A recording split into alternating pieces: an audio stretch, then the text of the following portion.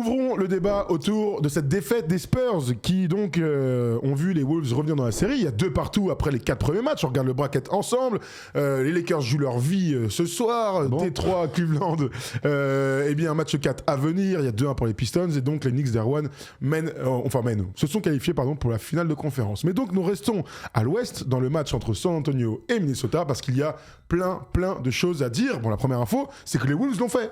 C'est la première info. Les Wolves l'ont fait. Et ce qu'on va encore dire une nouvelle fois, à part le match 2, c'est que des super matchs de basket. Oui. C'est une super série, je suis désolé. Et quoi qu'il arrive, c'est toujours des bons matchs de basket. Et honnêtement, il n'y a pas un joueur qui passe au travers sur cette série. Il y a des mecs qui ratent un match, qui ratent une mi-temps, ça arrive, c'est pas non plus un film d'Hollywood, mais c'est une série de très très haut niveau. C'est parfaitement coaché des deux niveaux, des deux côtés, ça tente des choses. Il n'y a pas un joueur qui passe complètement au travers de la série. Honnêtement, tous les matchs, je me régale. C'est le meilleur basket qu'on puisse voir. Après, en même temps, c'est aussi les deux équipes qui sont le plus proches. Donc, ça s'explique aussi. Mais cette intensité physique, cette qualité de basket, ces énormes tirs, ces fins de match, honnêtement, cette série, c'est un grand plaisir. Et ce qui est fou aussi, on va parler bien sûr de Victor dans un instant, c'est que malgré l'absence du meilleur joueur de la série, Victor Wembanyama, on a eu un bête de match parce que les Spurs n'étaient pas loin de le faire. Donc, ça va dans le sens de ce que tu dis. Exactement. Les équipes sont vachement proches. Quelles que soient les méformes, les absences, on les connaît, DiVincenzo, bien sûr. Ayo est revenu et ça leur fait le plus grand bien. Anthony Edwards semble pas être à 100%, mais en tout cas, sur les 2 derniers matchs, j'ai l'impression que je retrouve le gars virevoltant qu'on a l'habitude de voir. Ça va aussi dans le sens fantastique de cette série. Je vous ai mis déjà des sondages, surtout sur YouTube, qui va passer dans la série entre les Wolves et les Spurs, parce qu'on repart sur une série de 3 matchs. Mais ouvrons ce débat, Erwan. Tout le monde en a parlé, tout le monde, j'ai reçu des textos, même de mes parents, pour me dire « Mais qu'est-ce qui s'est passé ?» Parce que oui, est-ce qu'on l'a d'ailleurs la vidéo? Tom, tu peux nous mettre, cher ami, s'il te plaît? Voilà, c'est là que t'es les meilleurs. Sur ce rebond offensif, donc, et cette petite bataille avec Janelle, Mike Daniels et Naz Reid. Oh, le coup de coude! Tu sais que c'est fou parce que, et tu vas me dire ce que t'en as pensé sur le moment. Et tu vas me dire comment tu l'as vécu, parce que tu me l'as dit tout à l'heure, c'est intéressant. Moi, comme toujours, je regarde sans spoil, vous le savez. Et quand je regarde le match, sur la première caméra, de loin, en fait, il y a l'espèce, ils sont tous un peu alignés, et tu vois pas que c'est un énorme coup de coude. Tu vois que Naz Reid tombe, mais bon. Et après, tu le vois de face, tu vois son regard, et là, tu dis, bon, il va s'asseoir et il va retourner au vestiaire, vu la violence du coup. En fait, ça arrive souvent que quand il y a une lutte au rebond, qu'il y ait des fautes pas sifflées qu'on laisse jouer, ce qu'on t'explique au basket, c'est tu lèves les coudes, et tu fais ça, et tu as le droit, parce que tu restes dans ton cylindre. Si tu touches un nez, c'est des trucs très à l'ancienne, mais on te demande de faire ça pour rester dans le cylindre. Et c'est vrai que cette série, on l'a dit, elle est ultra physique. Victor, il est quand même bousculé, et c'est normal, et c'est les playoffs qui veulent ça. Et là, je pense que quand je vois l'action sur le plan large, je me dis, bon, il se fait sa place, il touche Naz Reid. Le problème, c'est que quand tu es au ralenti, il n'y a pas vraiment de rotation, il y a un coup directement qui va dans la mâchoire. Déjà, il y a flagrant 2, expulsion, il n'y a même pas de débat. Moi, je vois les images, il est dehors, merci, au revoir. Oui. Je suis pas persuadé qu'ils veuillent vraiment lui mettre un coup de coude dans la gueule, parce que on sait que les moines Shaolin, ils sont zen, mais ils rigolent pas si tu les prends en one-one. Leur devise, c'est je me bats pas si je peux pas gagner. Ouais, donc, en général. Mais là, ce qui est dans son malheur à Victor, c'est qu'il le touche comme un coup de MMA. On a l'impression vraiment que la pointe du coude vient attraper le menton. Bon, en fait, si c'est un mec plus balèze, c'est KO pendant 3 semaines. Si c'est Draymond Green qui fait ça, c'est scandale. Donc le coup est vilain. Et puis surtout, alors Victor, on a loué cette saison le fait qu'il devienne un peu plus méchant. On le voit à son visage. D'ailleurs, sa sortie, moi, elle me bluffe. Le mec, il a 22 ans. Ça veut dire quoi? Que je suis expulsé? Allez, il tape des mains et tout. Je fais putain, mais qui ce mec? Et en tout cas, j'ai du mal. J'arrive pas à associer des mauvais coups, des vilains coups comme ça, parce qu'il est très moche le coup. Coup de coude au visage, c'est très laid. Hein. Donc à Victor. Bon, il n'empêche que c'est arrivé, que ça mérite complètement cette expulsion-là. Je reste maintenant persuadé, pour avoir joué quand même au basket, que c'est des choses qui arrivent dans la vitesse du moment. Voilà, tu vois, ça va vite, on te prend les bras. Tu sais, quand on te prend les... Même déjà, quand t'es énervé, quand on te dit arrête, tu fais c'est bon. Tu vois, alors là, t'es au basket. C'est poussé au max. Là, il y a 2 mecs sur le rab. McDaniels, il faute en premier, il lui attrape le bras, il veut s'en sortir. Il est agacé parce que ça brasse depuis le début du match, et c'est à ce coude qui vient toucher la pointe du menton. Donc mais déjà, il était un peu chaud, Victor, parce qu'il fait une faute sur Rudy un petit peu plus tôt dans le match. Sur un one, il lui met un coup au visage. Il a lâche un peu le bras. Ouais, il tient un truc, je fais ah ok, t'es chaud comme pas ça. Pas contrôlé, on va dire. Voilà, pas contrôlé. Bah écoute, voilà, ça fera partie de sa légende. Derrière, on a quand même eu un super match de basket. Mais en tout cas, cette série-là, il y a tous les ingrédients qui nous maintiennent en haleine. Raconte comment tu l'as vécu le truc, parce que tu m'as fait rire ce matin. Comment tu l'as découvert et après comment t'as vu le moment. En 2 temps. Bah, tu m'as dit, tu regardes le résultat en premier lieu, tu vois 4 points. Ah oui, en fait, je me lève ce matin donc à l'hôtel à Nice, hein, parce que donc hier soir, je commentais Monaco. Tu faisais un peu lustré, Monaco-Paris, pas du tout. Non, mais les chaussures en cuir. Mais toujours l'esprit. Pas du tout, j'étais en Vans, donc mais ça marche pas du tout. Ça marche pas. Et donc je me lève le matin, je fais bon, j'ai envie de voir les résultats, avec l'avion et tout, j'aurais pas le temps de voir le match, je voulais voir le résultat. Et je regarde que les Timberwolves ont gagné et je vais voir les stats, je vois Victor 8 ou 9 minutes, un truc comme ça. Je fais ah putain, il s'est blessé. Ça. Tu sais, oh putain, c'est reparti. Je vais sur Twitter, je regarde Victor Wembanyama, je tape Victor Wembanyama, mais en fait, et je vois. T'as vu Cyril Gann. Ouais, j'ai vu Cyril Gann. Et tu vois, et c'est terrible, je dis, ah bon, ça va, c'est que fait expulser. Oui, il rejouera le match 5. D'ailleurs, c'est ça l'info aussi, parce qu'il y avait une petite chape de plomb aussi sur le fait qu'il pouvait potentiellement être suspendu pour le match 5. Donc Shams a bien dit qu'il jouerait bien le match 5, et c'est tant mieux pour le basket. Tout à fait. Alors, pour revenir là-dessus, il n'y a aucun débat là-dessus, on l'a dit ensemble, il y a faute, la flagrante 2 est tout à fait logique, il n'y a pas de prime à la star, il n'y a rien à raconter de plus, c'est un geste violent, c'est un geste déplacé, c'est un geste aussi qui vient d'un mec dont on n'a absolument pas l'habitude. Tu vois, on n'a pas l'habitude que ce gars-là ait des réactions épidermiques. Donc ça, c'est la première fois qu'on est confronté à Victor. Ça fait longtemps qu'on le suit, hein, mais dans sa jeunesse, au Met, puis dans son début de carrière NBA, il a toujours eu... C'est le maître de la gestion des émotions. Alors tu rates des matchs, bien sûr, t'es pas adroit parfois, mais en général, les réactions sont exceptionnelles. Donc pour le match 5, c'est un truc que j'ai envie de voir. Maintenant, ça va lui servir aussi. J'ai tellement l'impression que sa sortie, tu l'as dit tout à l'heure, à galvaniser un truc, parce qu'ils auraient pu s'écrouler derrière. Non, il a réussi à donner de la force, comme un... Tu sais, quand un coach fait exprès de s'énerver pour prendre une technique, et en général, ça galvanise l'équipe. Je trouve que c'était un peu ça la sensation. Tu sais qu'il y a une expression que j'adore utiliser pour rigoler, c'est faire un exemple. Ah oui, bah là on y est là.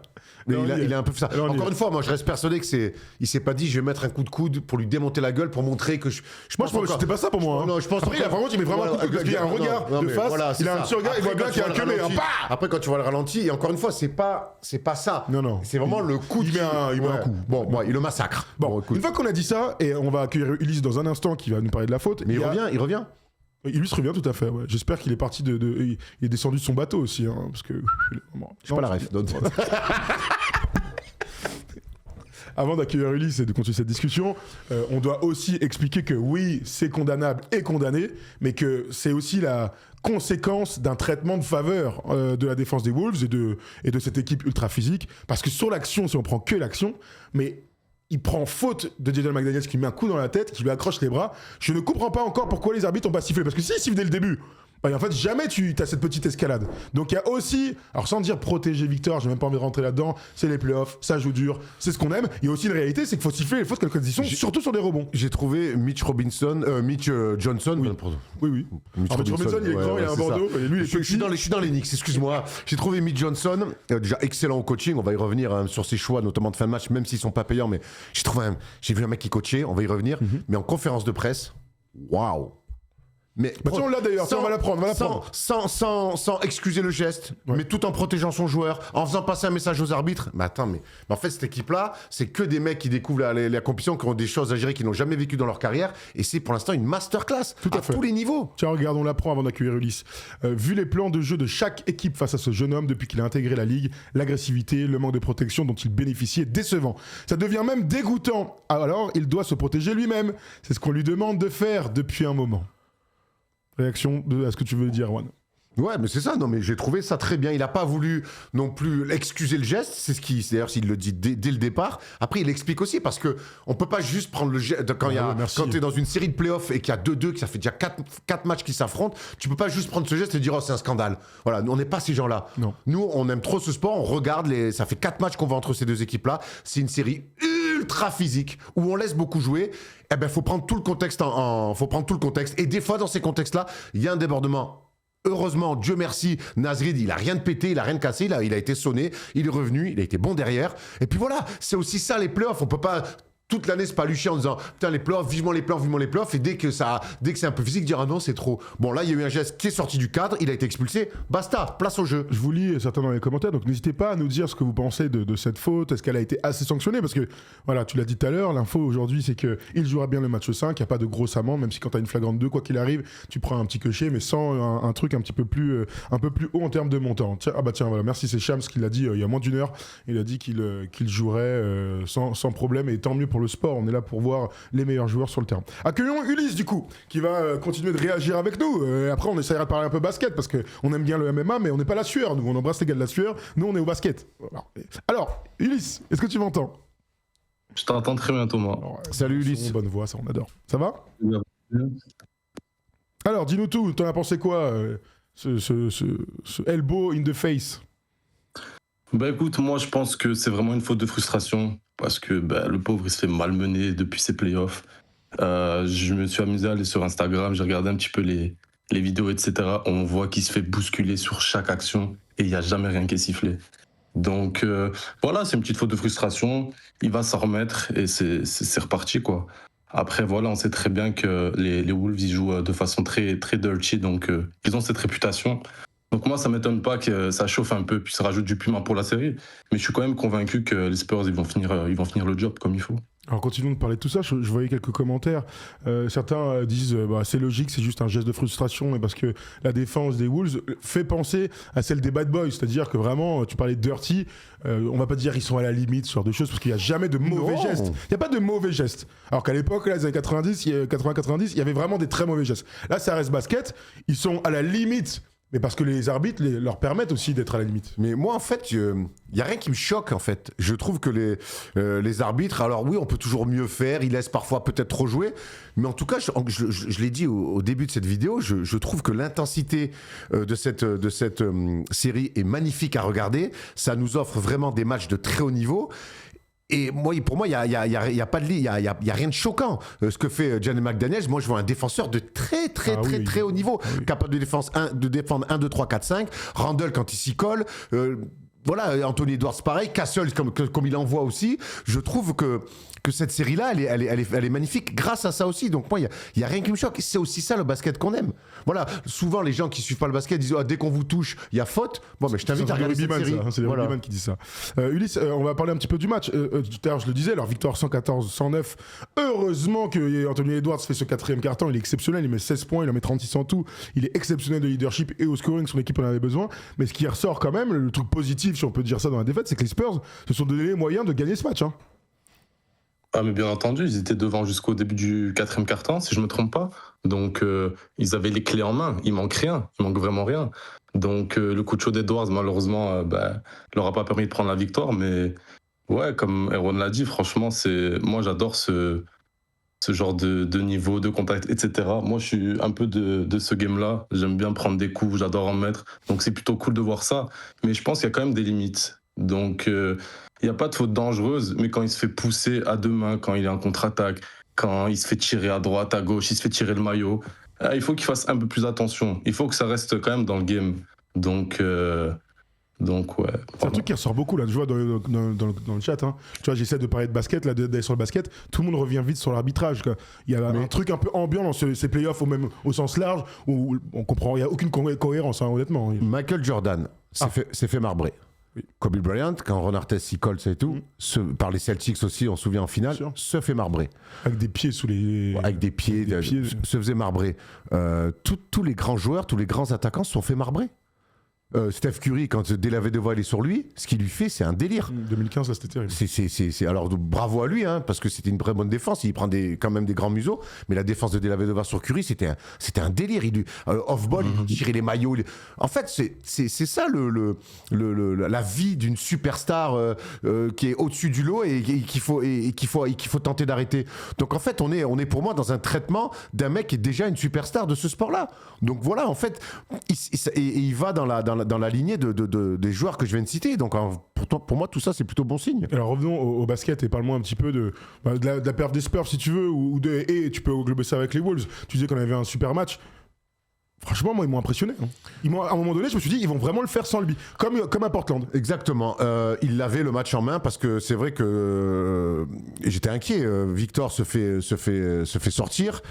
Et du coup, donc c'est Luke Cornet qui rentre, qui, depuis le début de ses playoffs et notamment de cette série, a des passages assez calamiteux derrière Victor. Et en fait, Luke Cornet, il va offrir de très très très très bons passages sur du registre à la Victor de Wish. Mais de la dissuasion, il gêne un nombre de lay-up à Nasrid, à Julius Randle, à Anthony Edwards, assez important. Il va asseoir du rebond. Il va être bon sur les dunker spots, là, sur des petits alley-oop bien servis par Stephen Castle. 7,9 rebonds pour lui. Donc il a été très précieux. Après, il y a le choix de Mitch Johnson et un choix que je comprends en fait à ce moment-là où il dit allez, on finit, on joue ultra small ball. Et en attaque, on voit que ça cause énormément de problèmes aux Timberwolves. Après, ils vont souffrir sur le rebond offensif. Évidemment, tu peux pas gagner. T'as Gobert, t'as Nasrid. Nasrid prend un rebond offensif, il remet dedans, c'est la bascule du match. Par contre, en attaque, ils vont vraiment leur causer beaucoup de problèmes en jouant avec ces 4 petits qui sont infernaux. Et tantôt l'isolation de Fox, tantôt les pick and roll de Castle, tantôt les. Jalen Harper qui était incroyable. Jalen Harper sur de l'agressivité incroyable, sur de la transition. Et Vassell sur des pin down, des remontées, l'attraper, qui est magnifique. Donc, je les ai trouvés. Tu veux que je te dise, après 4 matchs, les équipes sont très proches. J'ai quand même envie de dire que je trouve les Spurs avec un peu plus de marge, un peu plus de profondeur, un peu plus de maîtrise. Parce que Minnesota a beaucoup de cœur. Rudy Gobert est encore très bon, magnifique. Mais honnêtement, ce que fait Anthony Edwards avec la défense des Spurs, les tirs qu'il est obligé de mettre pour les faire gagner alors qu'il n'y a pas Victor. Ah ouais. Alors grand bravo à lui.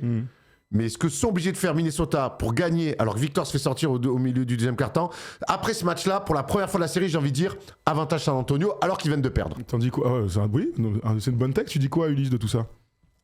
Moi, je suis tout à fait d'accord, mais bien que les équipes soient vraiment égaux, je vois quand même les Spurs faire 2 de suite, là. Donc, égal, à la maison, Ulysse, c'est des les retaper chez eux. Je suis vraiment très confiant pour eux parce que même si Wemby c'est le boss, on a pu voir qu'ils sont quand même capables de très bien jouer. Donc t'as Dylan Harper qui est super agressif, t'as Castle qui est aussi incroyable. En fait, ils sont tous capables de planter à un moment 20 points et c'est la force de cette équipe. Alors que voilà, là si Edwards met passer 36 points, je suis désolé, Minnesota c'est short quoi. Donc ça reste une très bonne équipe, comme on le dit, mais voilà, les Spurs, pour moi, gros avantage sur eux. Fin de série, 4-2. Voilà. Le tir à 3 points que Edwards met à 45 degrés, là, alors il y a celui dans l'axe derrière le pick and roll, mais ça, c'est des tirs à lui. C'est un gros tir dans le momentum, c'est un gros tir à mettre, mais c'est un tir à lui. Le tir à 45 degrés, en sortie de main à main, là, où il se lève comme un I, alors que l'autre, il le lâche pas, c'est Stephen Castle, je crois qu'il le lâche pas, parce qu'il met des tirs avec des mecs qui défendent. Ah oui, là, il met qui triche. Ah, exactement, donc après, il va provoquer des fautes. Il va se rapprocher du cercle. Franchement, ce que fait. Mais c'est pour ça qu'elle est géniale, cette série. C'est pour ça qu'elle est géniale. Parlons un peu des Wolves. Il y a quand même un truc. Alors, ils jouent à 8, bien sûr. Et en fait, sur les 8, tout le monde est bon. C'est-à-dire que donc là, Ayo est dans le 5 majeur, Shannon Jr. est reparti sur le banc. Tout le monde joue 30 minutes ou plus, donc Edward est à 36 derrière. Tout le monde est plutôt bon. Julius Randle, 12, 8, 3. Bon, il y a 6 paires de balles aussi là-dedans. Jalen McDaniels, 3 d'affilée à mon donné. C'est grossier. À ce niveau-là, quand les mecs font ça. On a revu, mais alors ça n'a pas duré longtemps parce qu'après il est bon dans la passe et puis il met un impact sur le small ball des Spurs. C'est lui qui il les massacre. Vraiment, après Vassell et tout, il charge. Mais c'est normal. Mais par contre, dans l'activité, quand il perd ses 3 ballons d'affilée, on a retrouvé le mauvais Randle des Knicks à forcer absolument à vouloir la faute. Bon, ça n'a pas duré longtemps parce que c'est devenu, tant mieux pour lui, un autre joueur, mais il est quand même très bon. Il fait la passe D à Rudy aussi pour le N1. Il a fait deux belles pour Rudy à la fin du match. Une Nasrid et une. T'as raison. Rudy, justement, 30 minutes, 11 points pour 13 rebonds et 4 passes décisives pour le grand Rudy. Ayo, heureusement qu'il est revenu de blessure, notre ami. Il est exceptionnel. Il apporte de l'adresse. Les gars, vous n'avez pas parlé de Mike Conley, mais lui aussi, il a fait mal quand même. On y arrive. Des entrées quand même importantes. Je crois qu'il finit à 8 ou 10 points. Mais je trouve qu'il est chiant. Mais c'est passionnant, vas-y, parle-nous, il est passionnant. T'as raison, prends le lead, t'es chez toi, vas-y. Il nous écoute pas, Ulysse. Ben ouais, les gars, Mike Conley, quand même. Mais on y arrive, on faisait. Je parle du 5 majeur, je te dis, il joue à 8. Mike Conley, tu vas en parler, parlons-en. 11 minutes et encore de l'adresse. Il est à 2 sur 2, de filoches à 3 points, toujours dans les moments importants. Plus 10 de plus-minus pour Mike Conley avec un temps de jeu de 11 minutes. Incroyable. Shannon Jr., encore, plus 11 de plus-minus. Alors, il rate beaucoup de trucs, etc. Mais il met de l'impact, c'est le seul qui court. Et surtout. Une des bascules dans le retour des Timberwolves quand ils sont menés de 8 points là et que dans le match que c'est de 8 points tu fous là ils sont pas bien en fait quand ils viennent doubler Anthony Edwards. Il met deux filoches dans le corner. Et c'est le poker des Spurs. C'est dire, lui, on va le laisser dans le corner. Il aura 2 avant. Et là, il met de grosses confiances. Il met 2 tirs dans le corner. Je fais, ok, bravo, chef. Après, il en prend un. Alors qu'Anthony Edwards vient de mettre 3 paniers d'affilée. Kiki, n'oublie pas la hiérarchie quand même. Il m'a fait Tom Saravino là, oups. Tu viens de mettre 3 paniers chauds. Il arrive, hop, il te voit. Non. Respectons Terence Shannon Jr. Tout de même, n'est-ce pas? Sachez que je faisais au sondage là dans le chat, 78% disent que les Spurs vont passer. Est-ce que tu as les codes pour le match 5 Tom, on peut regarder ça si tu les as. Tu hésites surtout pas. Mais tout le monde est plutôt d'accord, le fait qu'il y ait le match 5, vous avez peut-être vu cette stat là, 84% je crois des équipes qui gagnent le match 5 passent en général dans la série. Les Spurs sont à 1,23, les Wolves sont à 4,10 sur ce match 5. On va pas vous faire l'injure de dire c'est un match charnière. De toute façon, c'est tous des matchs charnières, hein, sans déconner. Mais il y a quand même là, pour le coup, dans ce match-là, un avantage qui peut être définitif. Oui, après, il faudra revenir. Vous êtes d'accord avec moi, les gars, non? Pardon, vas-y, dis-nous, Ulysse. Vous êtes d'accord avec moi? Oui, moi je suis la série à 2 victoires consécutives. Après, c'est quoi votre avis? Moi, mon avis de base, ma raison me dit 4-2 Spurs. Vraiment. Le problème, c'est que les Wolves, à chaque fois que tu avances un pion, les Wolves répondent par une contre-attaque, le coup du berger d'Erwan, comme il aime bien dire. Alors, en tout cas, réagissent à chaque fois et nous surprennent. Ils sont... D'un côté, je me dis, vraiment ma raison, les 2 prochains c'est pour les Spurs, mais d'un autre, ces gars-là, ils vont pas perdre 2 matchs d'affilée. Moi, j'irai pas aussi loin que 2 matchs d'affilée. Là, pour le coup, je vois les Spurs passer.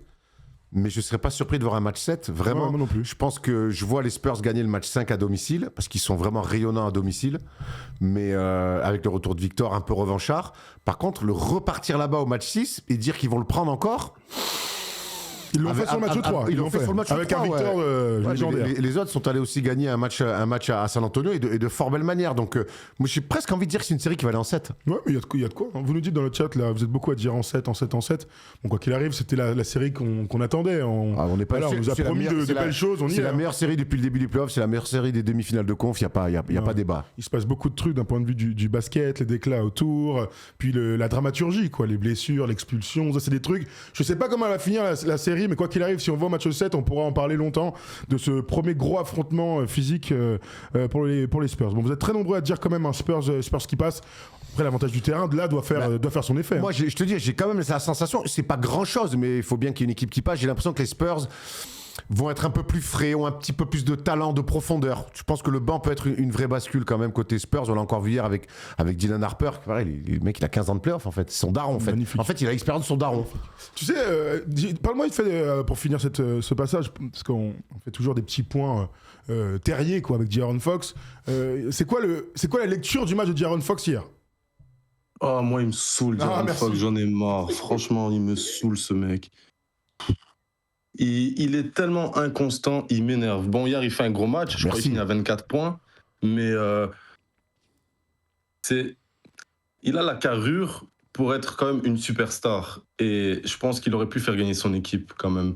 Donc, la lecture pour moi, c'est que il n'a pas assuré sa fin de match pour moi. Honnêtement, vous êtes très sévère avec De'Aaron Fox. Il va falloir en revenir de De'Aaron Fox. Là où je te rejoins pas, lui, c'est que tu dis il a la carrure de la superstar, il aurait dû faire gagner son équipe. Non, ce n'est pas une superstar. La superstar, c'est Anthony Edwards. Il a fait gagner son équipe. Hier, De'Aaron Fox, pour moi, ce qu'il fait, il fait exactement ce qu'on attend de lui. Il est très bon hier. Il est très bon. Il sera peut-être mauvais dans le match 5. On a compris finalement qui était De'Aaron Fox. Et il y a de plus en plus de rumeurs dans les médias qui disent qu'avec ce qu'est en train de faire Dylan Harper, peut-être que l'exit de De'Aaron Fox des Spurs, c'est la prochaine sortie. Sera peut-être sorti peut-être plus tôt que ce qu'on imagine. Mais De'Aaron Fox est un très bon joueur de basket.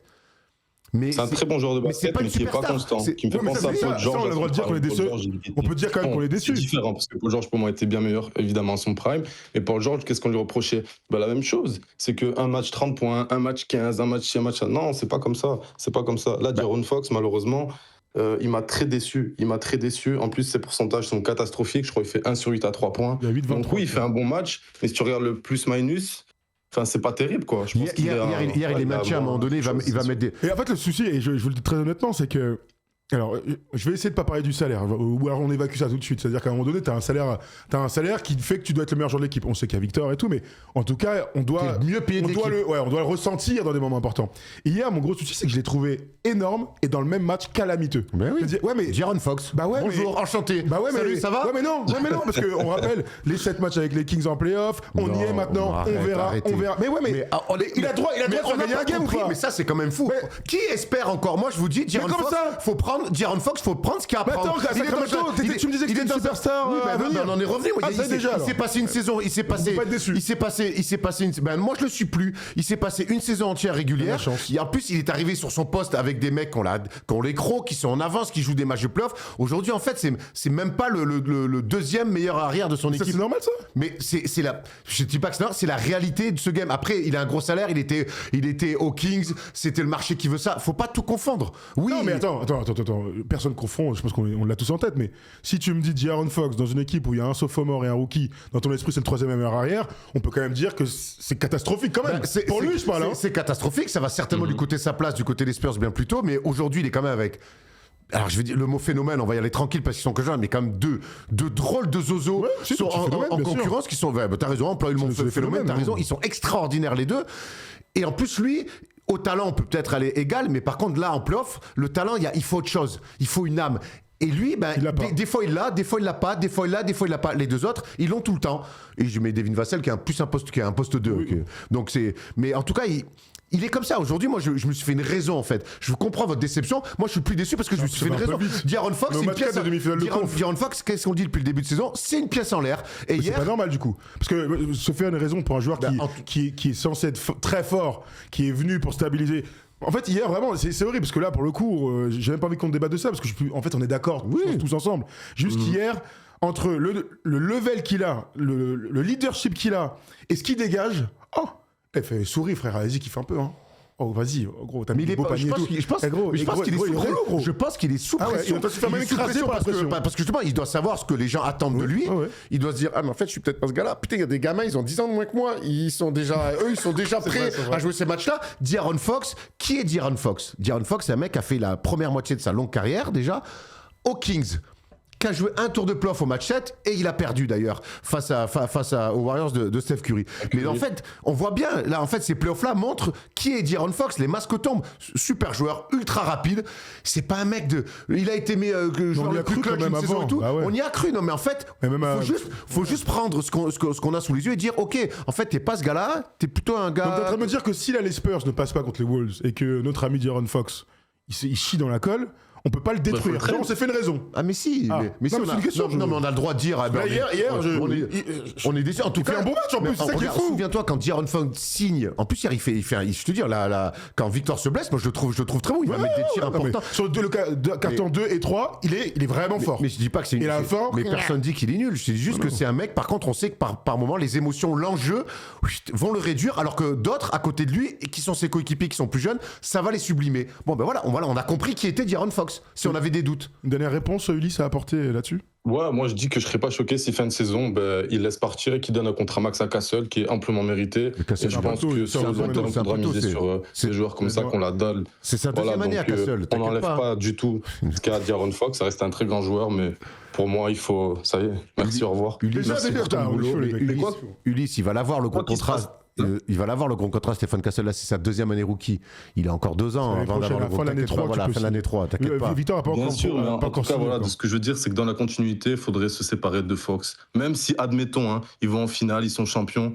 Ah non, si. Mais moi, honnêtement, ça c'est différent. Moi, j'ai pas envie de parler de se séparer de De'Aaron Fox aujourd'hui. En tout cas, il fait partie de cette équipe-là. Il a quand même fait basculer des matchs dans le bon sens aussi. Donc, quelque part, c'est une équipe qui joue le titre. Vas-y, on fera un débat quand les Spurs seront éliminés. Aujourd'hui, parler d'un potentiel de départ de De'Aaron Fox cet été, oui, ça se trame de plus en plus et on voit tous les matchs.